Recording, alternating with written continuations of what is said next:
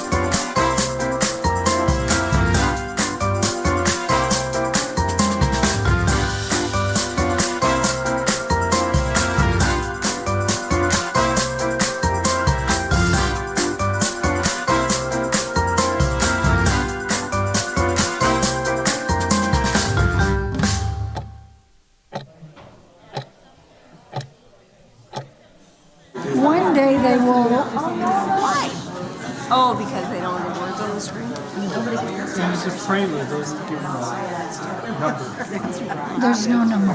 Although maybe I should wait. This is-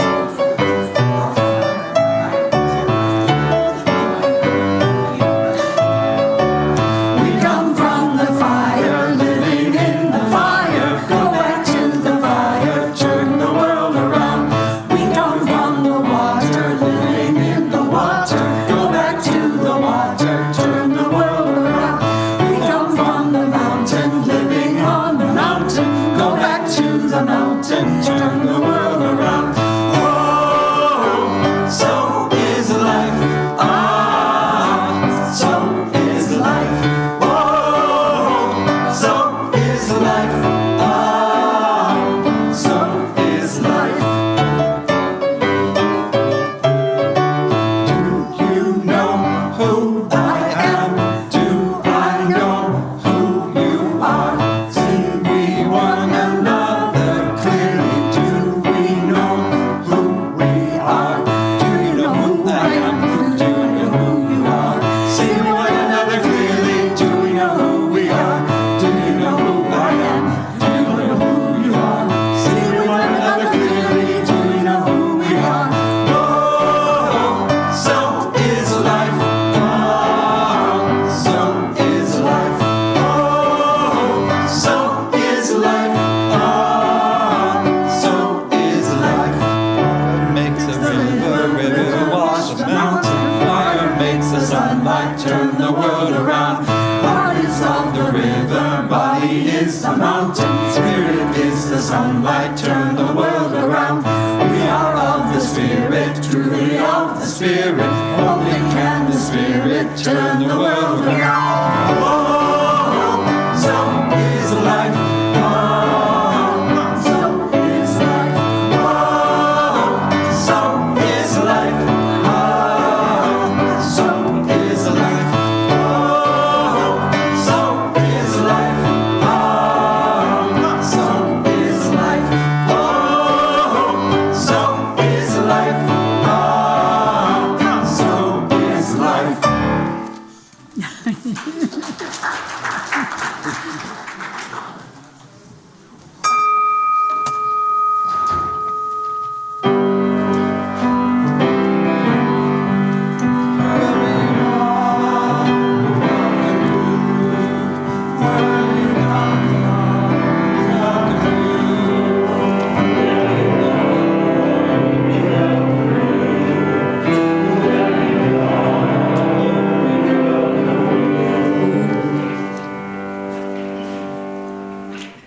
Good morning and welcome to First Unitarian Church of Toledo on this 6th day of April 2025.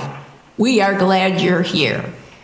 We are a church with no official creed, and our only doctrine is love. Love is the power that holds us together and is at the center of our shared values.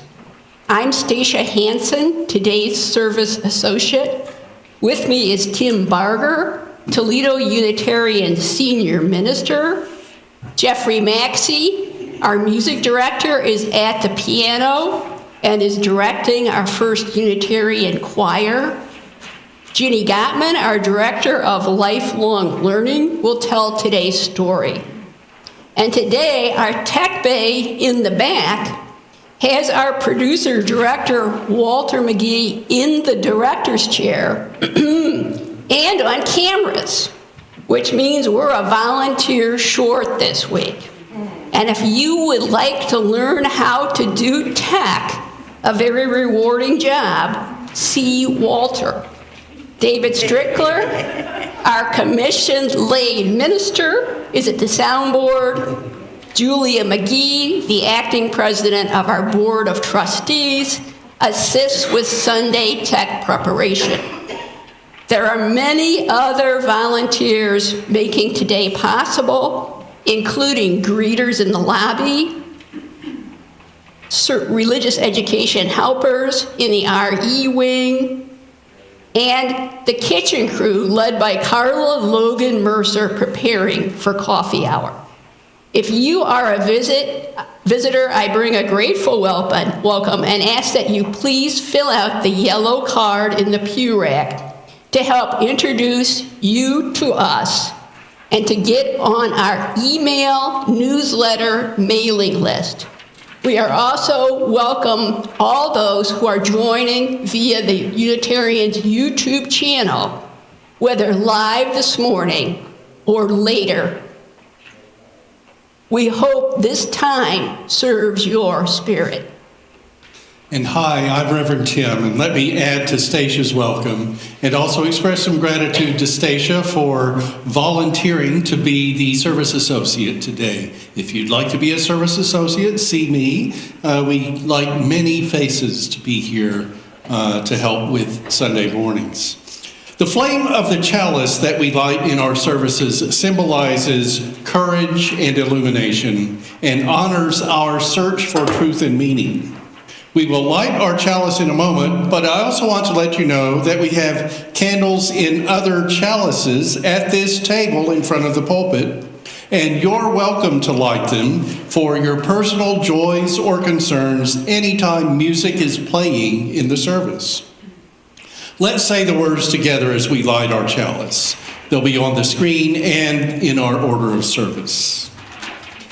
Our chalice has the spirit of Unitarian Universalism. We light it centered in love. May it glow with sacredness and shine for each and for all.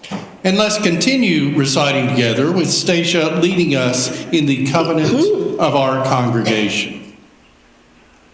Love is the doctrine of this church. The quest for truth is its sacrament, and service is its prayer.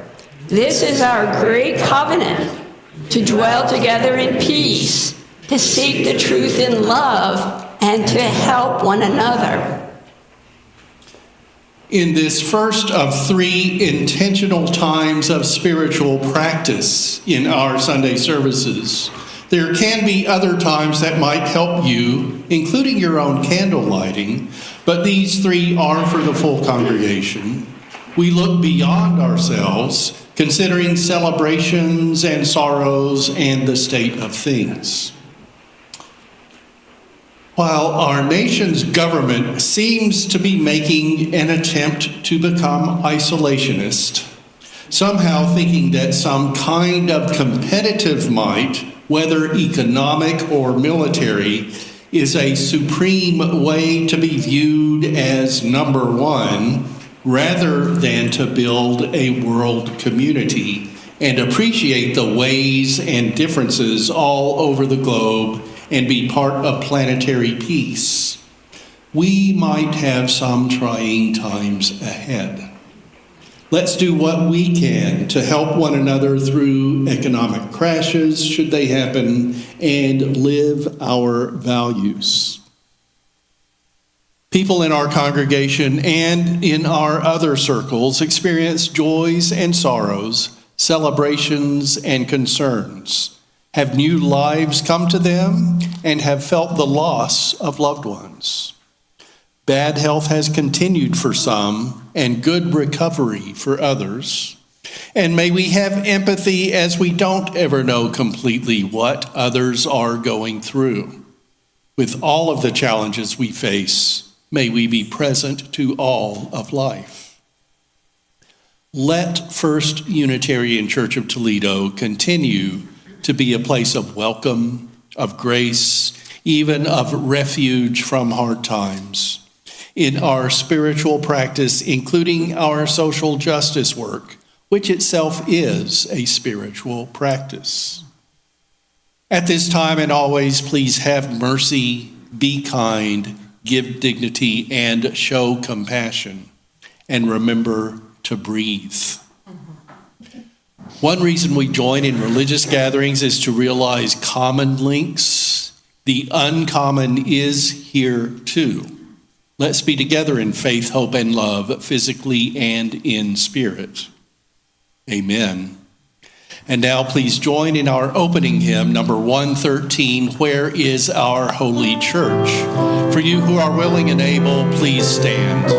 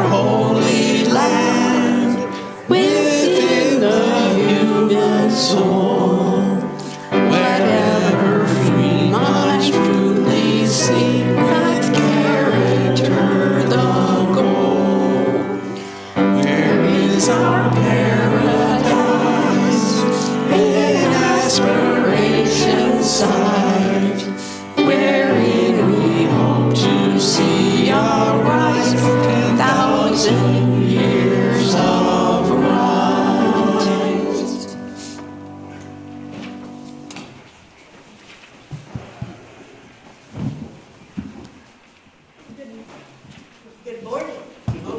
Good morning. Is that better? Okay. I would like to invite all of my younger friends to come forward to better hear and see the story if they would like to.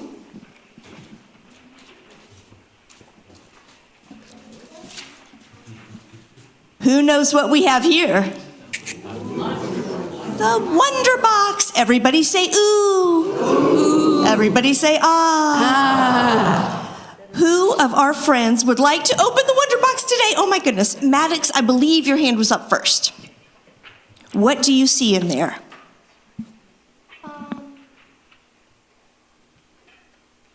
Hard to describe. Riker, do you know what those are? They look kind of like scarf and music sometimes, but I forgot the name. Well, that's more of an answer than I was prepared to get. These look like scarves that we use in music sometimes, but I forget exactly what they're called. I was just calling them scarves. So I guess we'll all learn a little something today. So you heard a little talk this morning about how important it is for all the people in the world to unite and work together and be equal and be peaceful, right? Yes. Do any of you guys know what the word cooperation means? It means to agree with someone. It means to agree with someone. Jalen, you had your hand up. Do you want to tell us?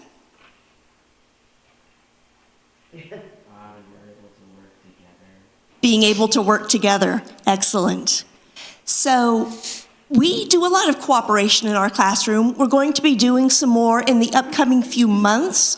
We've got some cooperation projects in the books that we're going to be finishing. And today we are going to play a cooperation game. So are you prepared for that? Yes.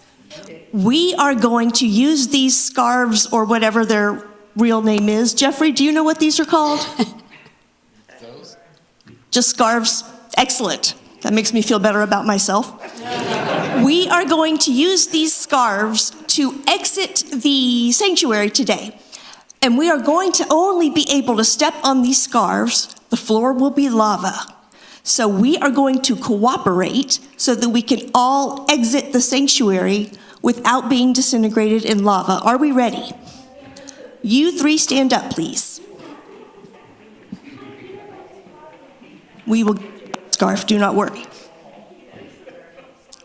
Free food. Free food, free scarves. So we are going to march up this aisle and out that door, but we can only stand on the scarves. So everybody stand on a scarf. Wow, they caught on to this game much quicker than I was prepared for. So we are going to work together to make sure that nobody steps in the lava. So wish us luck. Thank you.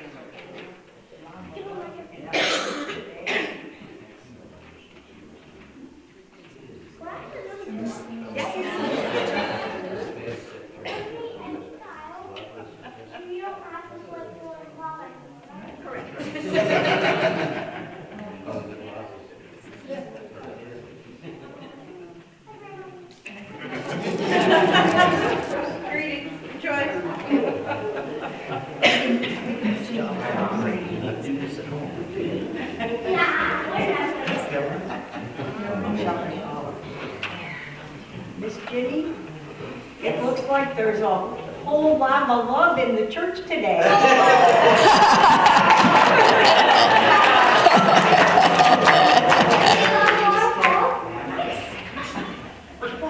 Keep going. It's gonna take years.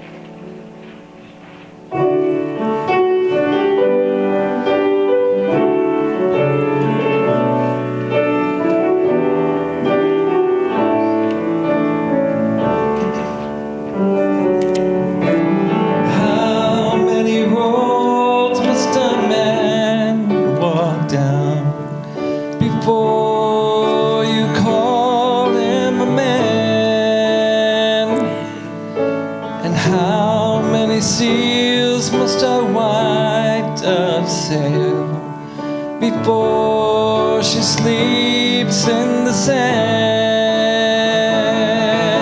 And how many times must the cannonballs fly before they're forever banned? The answer, my friend, is blowing in the wind. The answer is blowing in the wind.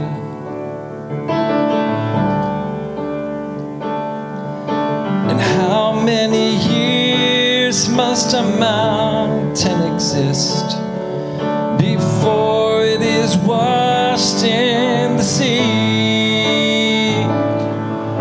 Yes, how many years can some people exist before they're allowed to be free?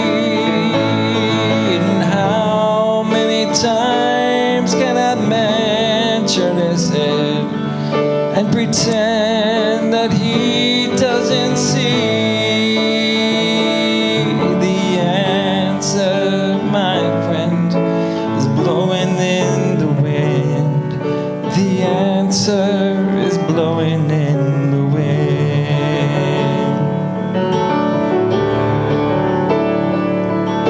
And how many times must a man look up before he can see the sky? And how many ears was one man have before he can hear people cry? And how many deaths will it take till he knows that too many people died? The answer, my friend, is blowing in the wind.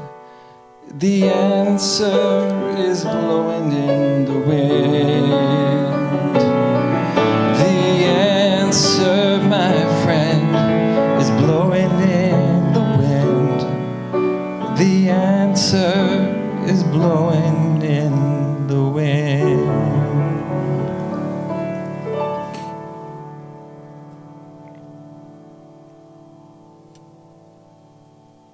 Thank you, Jeffrey.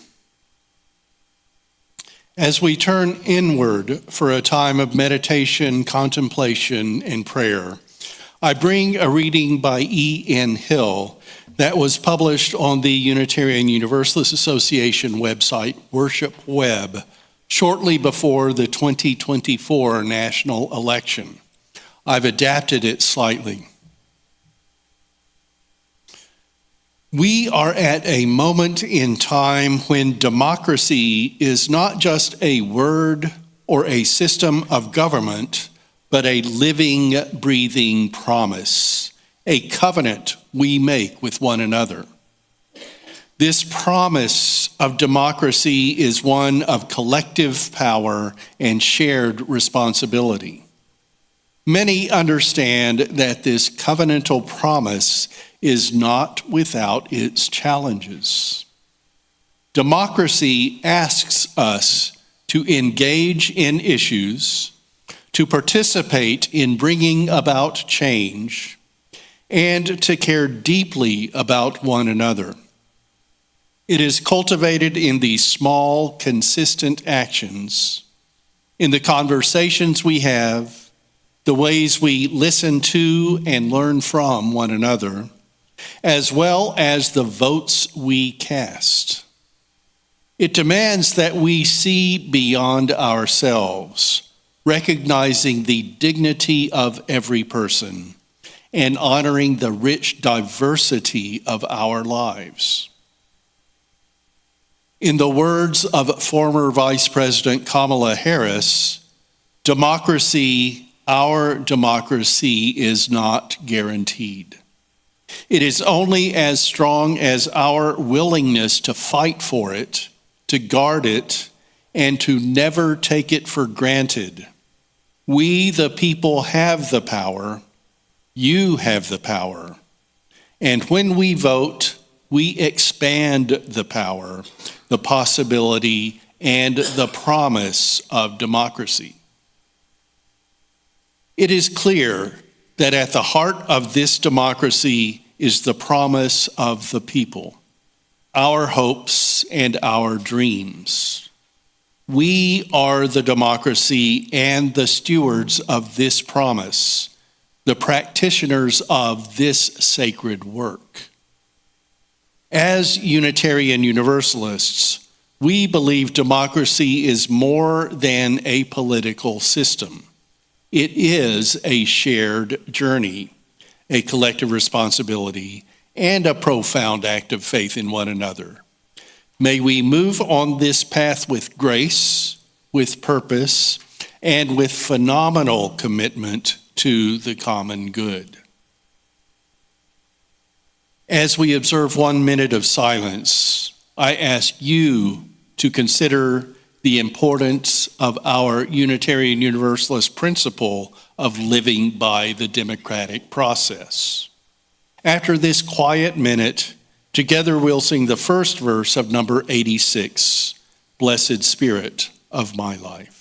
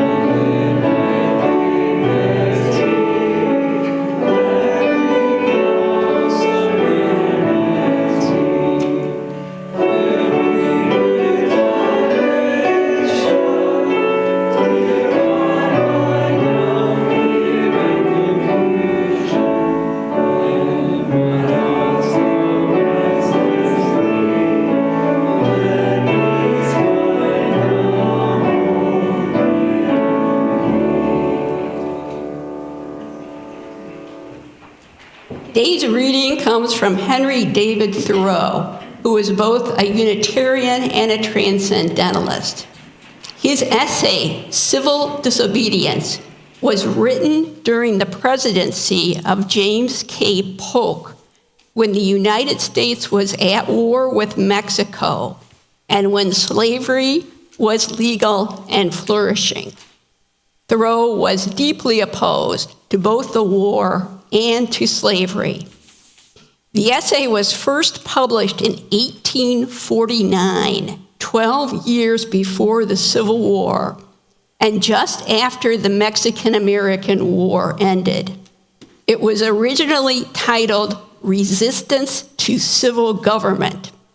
This excerpt is from the second paragraph of Thoreau's essay, and it uses the language of his time. This American government, what is it but a tradition, though a recent one, endeavoring to transmit itself unimpaired to posterity, but each instant losing some of its integrity. It has not the vitality and force of a single living man, for a single man can bend it to his will. It is a sort of wooden gun to the people themselves, and if ever they should use it in earnest, as a real one against each other, it will surely split. But it is not the less necessary for this, for the people must have some complicated machinery or other, and hear its din to satisfy that idea of government which they have. Government show thus how successfully men can be imposed upon, even impose on themselves for their own advantage. It is excellent, we must allow, yet this government never of itself furthered anti-enterprise, but by the alacrity with which it got out of its way. It does not keep the country free. It does not settle the West. It does not educate. The character inherent in the American people has done all that has been accomplished, and it would have done somewhat more if the government had not sometimes got in its way. For the government is an expedient by which men would fain succeed in letting one another alone. And, as has been said, when it is most expedient, the governed are most let alone by it.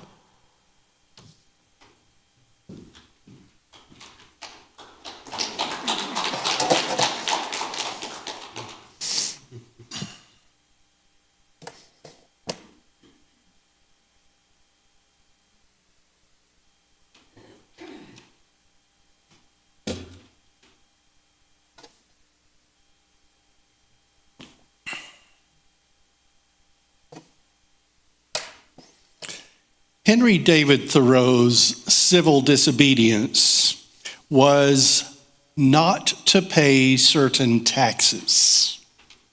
In his civil disobedience essay, he wrote about 2 tax assessments that he did not pay.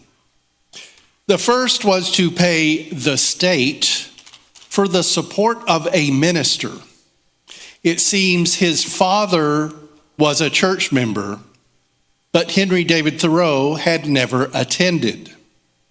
The state told him to pay or be locked up in the jail. He didn't pay. Someone else paid for him. And at his local government's request, he wrote, quote, some such statement as this in writing. Know all men by these presents that I, Henry Thoreau, do not wish to be regarded as a member of any incorporated society which I have not joined. The state, having thus learned that I did not wish to be regarded as a member of that church, has never made a like demand on me since. If I had known how to name them, I should then have signed off in detail from all the societies which I never signed on to, but I did not know where to find a complete list.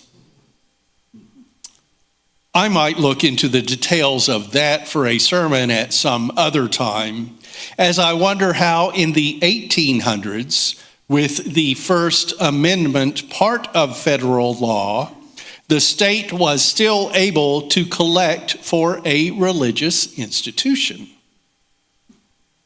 The civil disobedience for which Thoreau was jailed for 1 day and night was for a poll tax after 6 years of not paying it.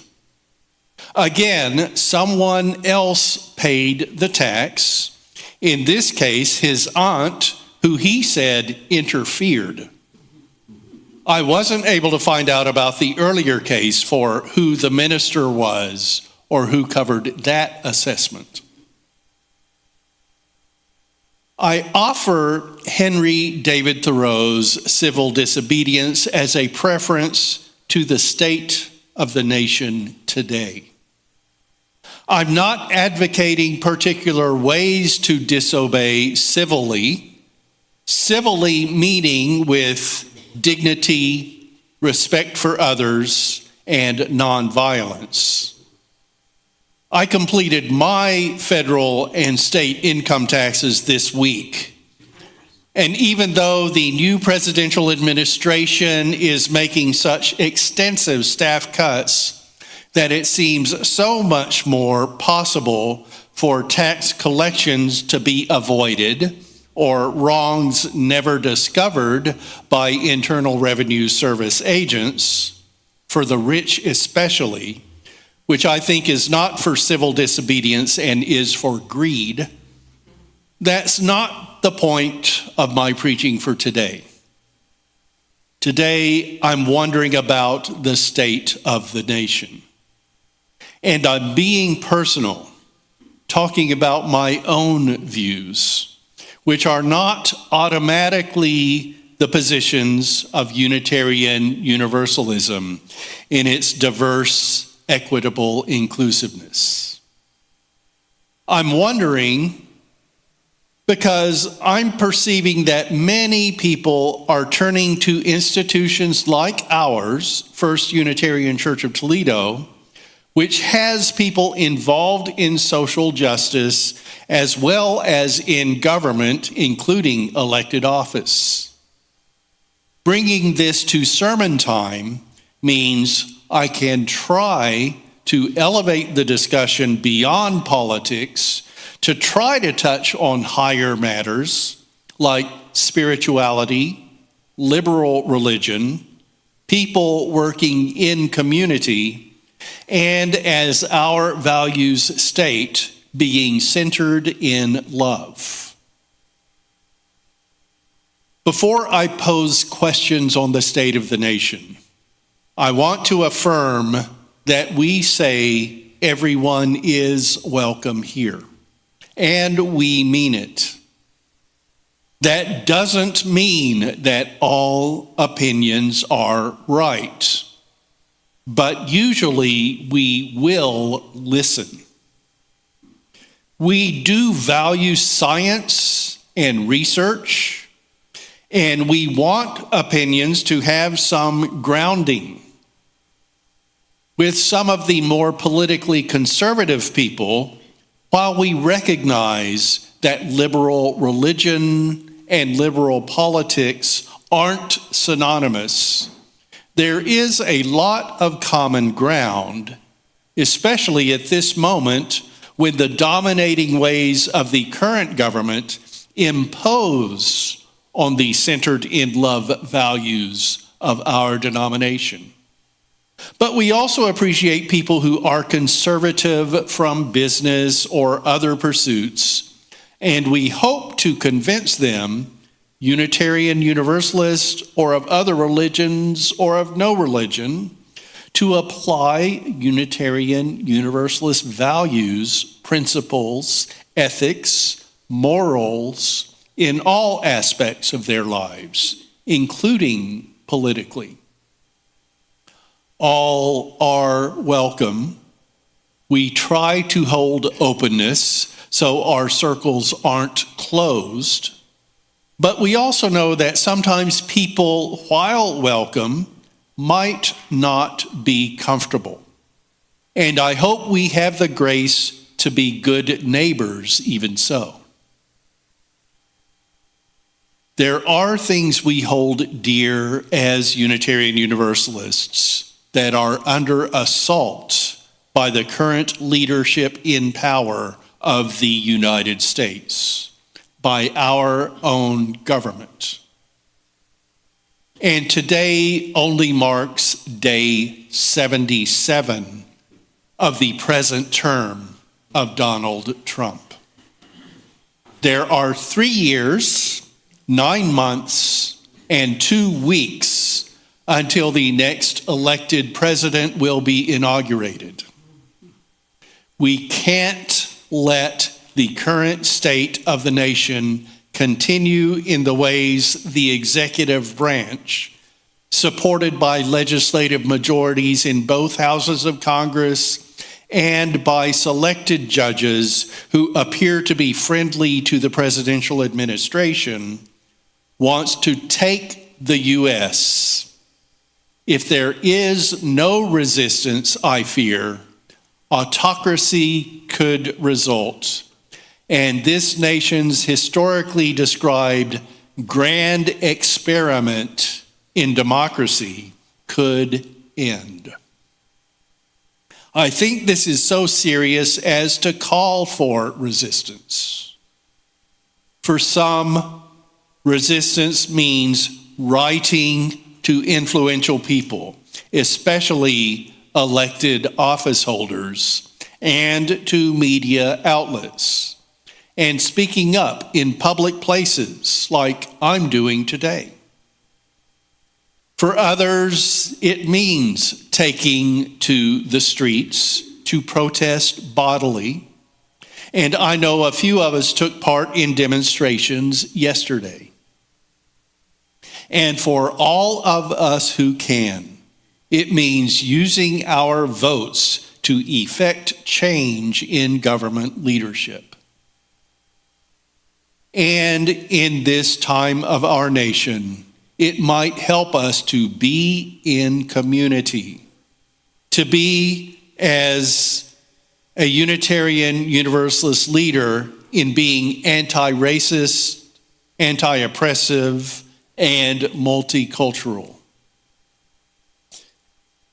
And as UU leader in that movement, Paula Cole-Jones says, to be in a community of communities. So as Jenny Gottman said last week, there are other area organizations in sympathy and solidarity with our work, and we with theirs. And this community is how we get through the troubles of the current administration and work for change in the next elections, and as much as we can before 2028 as well. Included in our guiding as Unitarian Universalists, these are so strong that they've been part of our denomination's bylaws and have congregational affirmation, are principles declaring the inherent worth and dignity of every person. Justice, equity, and compassion in human relations. The right of conscience and the use of the democratic process within our congregations and in society at large. And the goal of world community with peace, liberty, and justice for all. Those are along with our values all centered in love. On justice, stating that we work to be diverse, multicultural, beloved communities where all feel welcome and can thrive. On transformation, that we adapt to the changing world.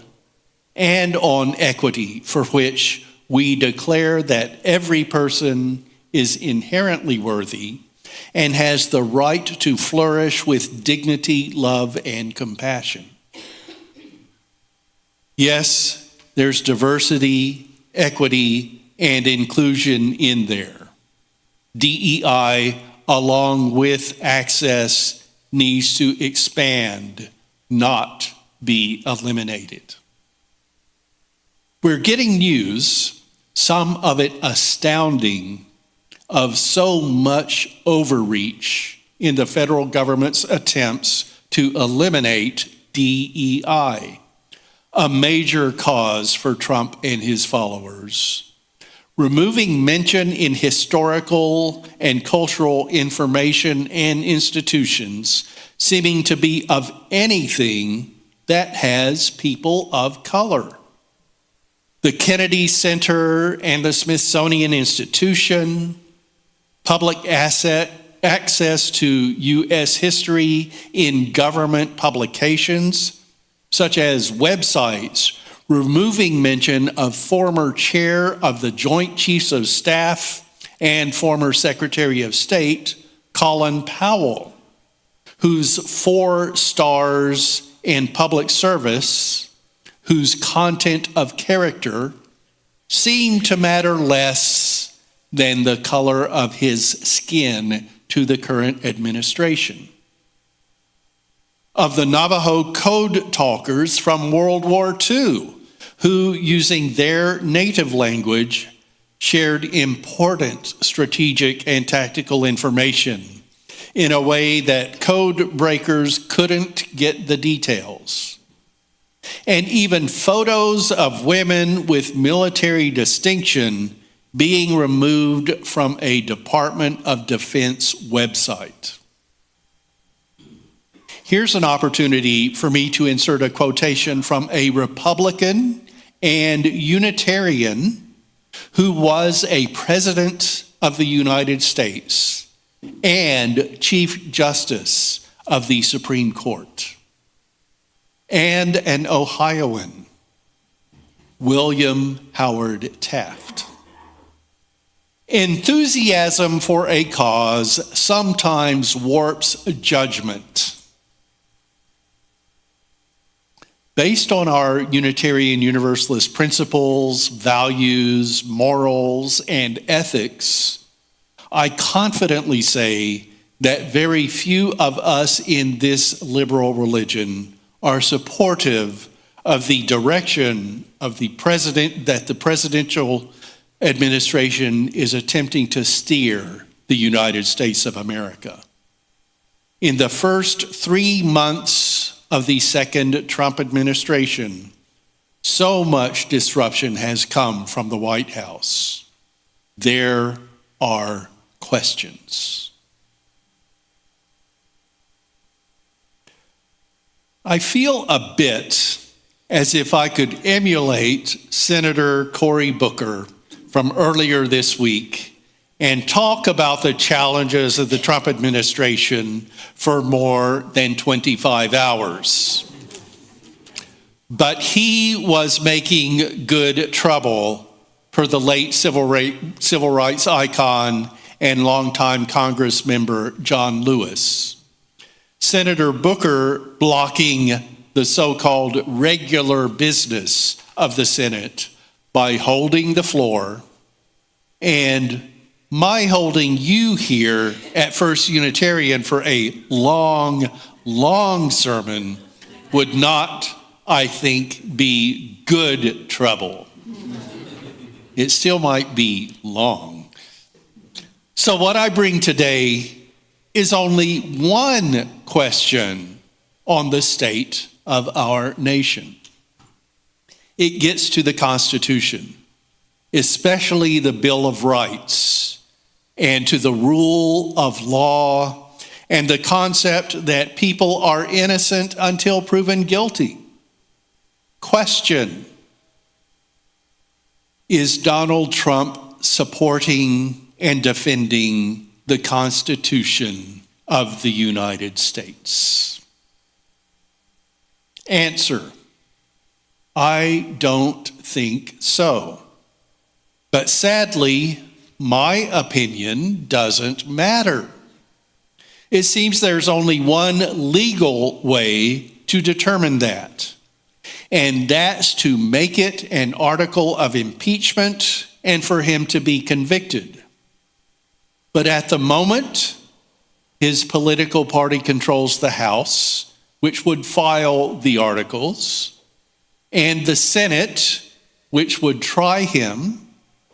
And with Republican leadership seeming unwilling to oppose him, the 2/3 supermajority required for conviction would not be met. So at the moment, it's useless to call for his impeachment. Examples to cite about his actions outside the Constitution are his, let's call it, special treatment of parts of the Bill of Rights. the first 10 amendments to the Constitution that are legally as much of the Constitution as the language in the founders' original document. The Bill of Rights includes the First Amendment, dear to me and to us as Unitarian Universalists, which states, Congress shall make no law respecting an establishment of religion or prohibiting the free exercise thereof, or abridging the freedom of speech or of the press, or the right of the people peaceably to assemble and to petition the government for a redress of grievances. That's for freedom of speech, freedom of religion, freedom of the press, freedom to gather in peace, and freedom to let the government know when you object to it and to ask it to correct its actions. The new president proclaimed that freedom of speech was back as he took office. But it looks like it's only the speech to support his actions. As we've seen an instance of a student from another country who wrote an editorial for her student newspaper, her now being deported because the current administration didn't like what she wrote. The president cannot constitutionally act in Congress's stead, using executive orders, for example, to establish presidential policies that differ from what the Constitution ascribed as actions for Congress. We've seen people arrested and some deported who attended peaceful protests in support of Palestine during the armed conflict still ongoing in Gaza, in which Israeli forces are devastating Palestine's people and land in response, Israel doing this in a response to a Hamas attack on Israel in October 2023, in which hostages were taken and people at a rock concert were killed. U.S. immigration and enforcement agents are now allowed to raid churches, violating the concept of sanctuary. Regarding the status of people's presence in the U.S., part of the goal of mass deportations that ignores the concept of religious sanctuary. We've seen White House punishment of news organizations that do something as minor as continuing to use the term the Gulf of Mexico for the body of water touching a ring of land that includes the United States and Mexico, as well as the island country of Cuba. And the current president wants to rename it the Gulf of America. People are suing the administration for some actions and wondering whether the Justice Department will obey court orders, which makes us question whether the government will redress grievances. The Fifth Amendment includes the term due process of law. And we're getting news, especially about deportation of people in the U.S. who come from other countries, that they get no due process, to the point of it seeming that arresting officers declare that their visas are now instantly revoked without notification or documentation. And law practitioners, not part of the Bill of Rights as I see it, but this is obvious retaliation of Donald Trump as an individual claiming the powers of the presidency, making lawyers who had opposed him in legal matters now kowtow to him or see the government destroy their law firms. And the idea also came to me that if they get in some agreement with the Trump administration and they try to oppose him, and that is conflict of interest then, because they have supported the president. So how can they oppose him? They cannot take part in the trial. And back to the Bill of Rights. I'll bring in a phrase from the Eighth Amendment: cruel and unusual punishments.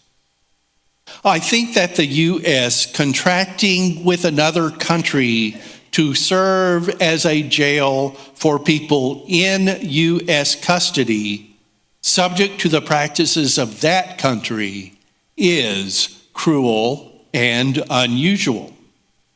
I expect there are lawsuits in process alleging that.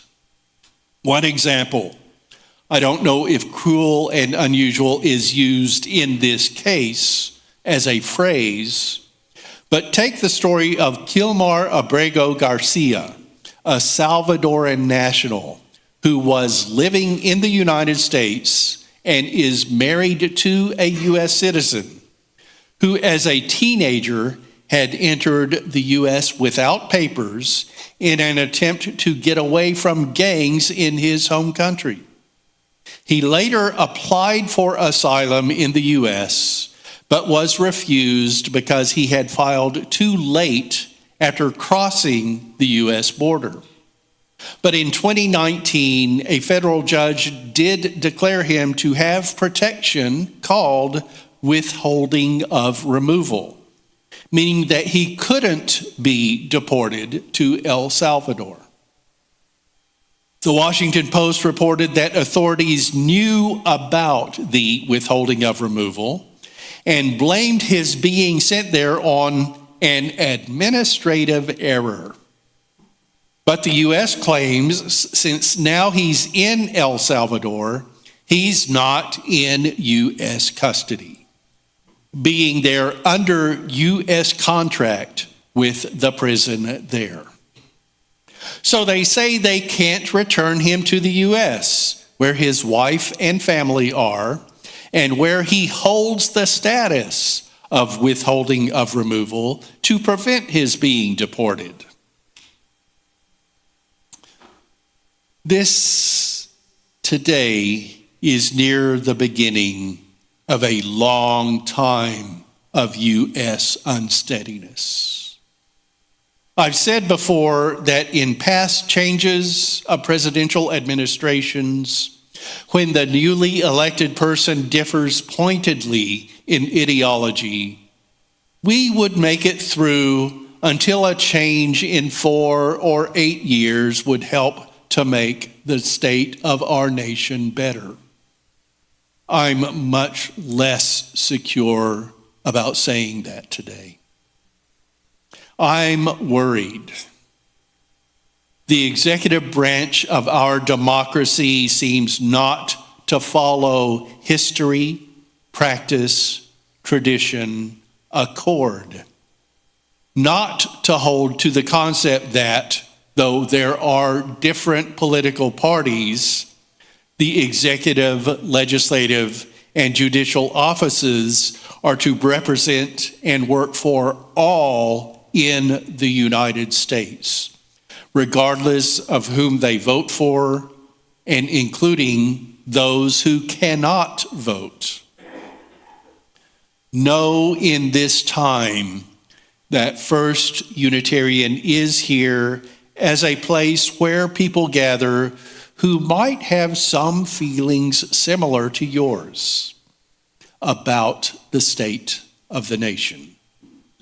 And you might look to us and other places in the community of communities that we have to help move and work for a better future for all, to join in this shared journey, collective responsibility, and profound act of faith in one another, as was stated in our first time of meditation, contemplation, and prayer.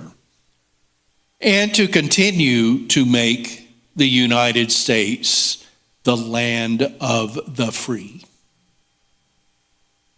Maybe in 4 or 8 years, we can end this reversal of progress and think again about a question Henry David Thoreau posed to build on our grand experiment of American democracy.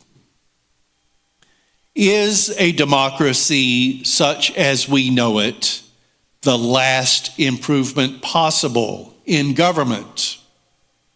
Is it not possible to take a step further towards recognizing and organizing the rights of man?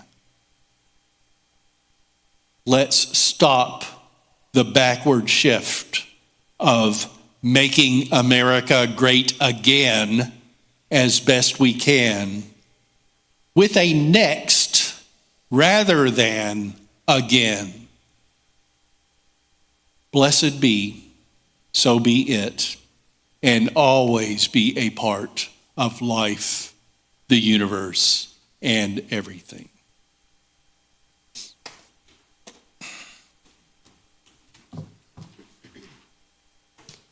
At this time, we will have our offering by passing the baskets here in the sanctuary.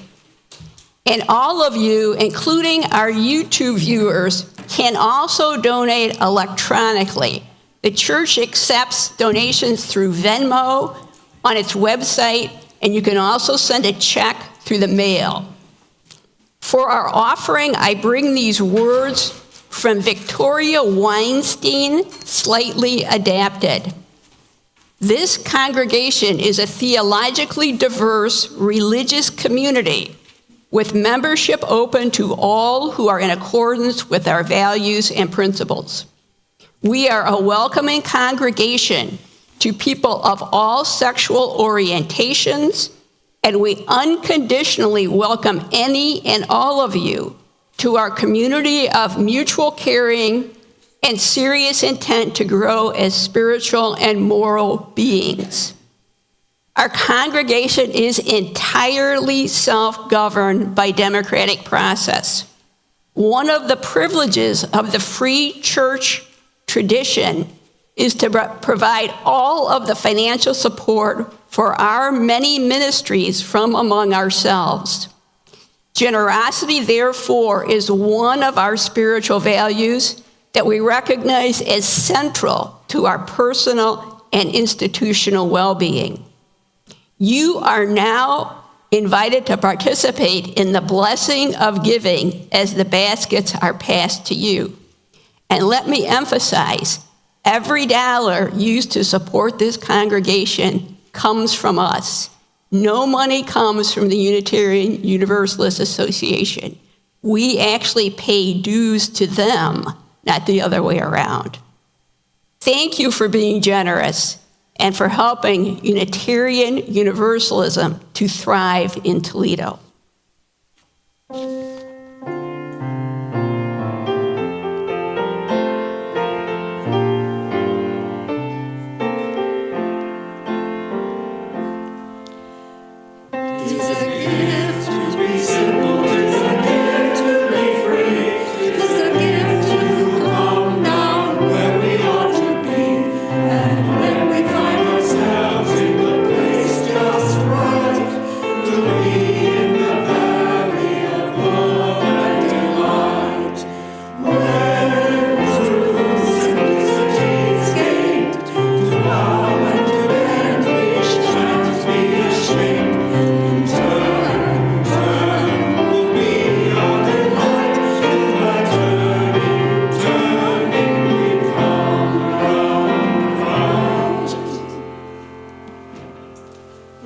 It's the coming soon part of our service where we tell you what's on the calendar for this week. We give some announcements, and we also let you know what's up for right after the service. Next Sunday, join us for Spiritual Forum in Fellowship Hall at 9:45 a.m. And our guest speaker will be our own Terry McCauley, who will lead another hour of poetry. You who come are invited to bring poems to read aloud, those you've written, poems you like, or both, and to share. For the 11 a.m. service on April 13th, we'll have the traditional Palm Sunday music service, led by Jeffrey Maxey and featuring Toledo Unitarians, especially our choir and guest musicians. Are you looking for some fun and exercise with fellow UUs? If so, your friends from Building and Grounds would like you to join us in picking up sticks and yard waste, plus some trash on Saturday from 10 a.m. to noon. We need to do this before mowing season starts. Just bring work gloves, and a reacher tool might also be helpful. We'll supply donuts to all. Please let Jarvis Gamble know by email if you can be present. Also this week is another of our social action Saturdays, which are on the second and fourth Saturdays every month, from 11 a.m. to 1 p.m. Come and help to prepare materials for distribution to people in the larger community who may be in need.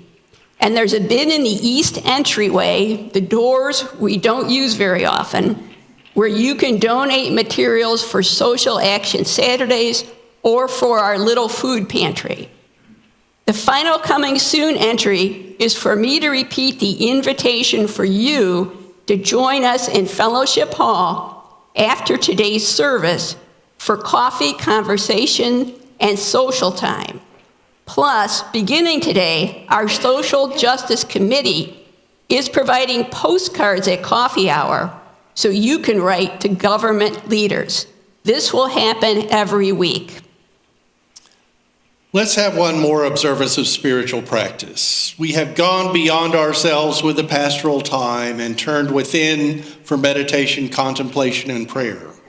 Now, recognizing the Buddhist thread in our congregation, we will share a time of metta, having for and sending to all beings love, kindness, and compassion. Let's say these words together.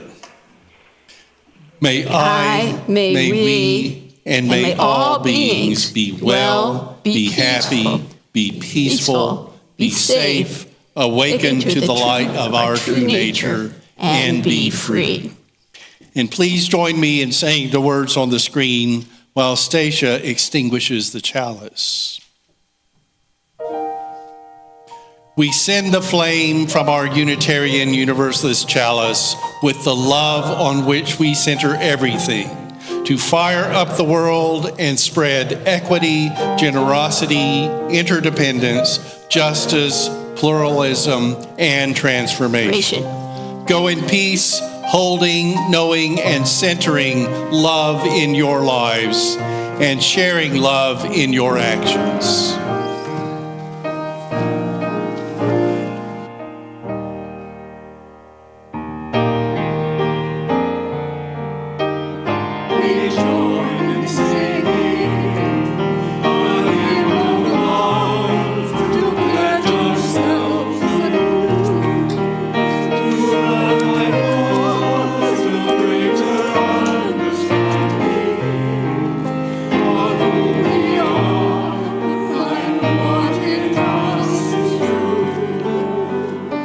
We